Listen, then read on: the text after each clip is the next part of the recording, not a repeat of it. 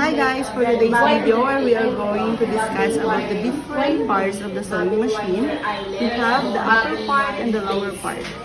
We have here the machine head, the machine arm, and then the machine bed. We have here the spool pins, oil slide window, thread guide, pressure regulator, stitch regulator, and then the balance wheel. We also have here the take-off lever, and then the slide plate, and this one is a thread plate, the feed dog, the needle bar, the presser foot, and the pressure bar. We also have here the hand bar lifter and then the machine rest.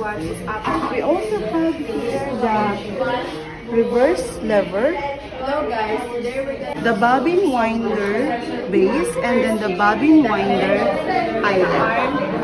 And for this one, we have here the power button, the knee bar lifter, the belt shifter, and then the treadle, the pitman rod, the stand, and then the footrest. We also have here the motor. Thank you so much.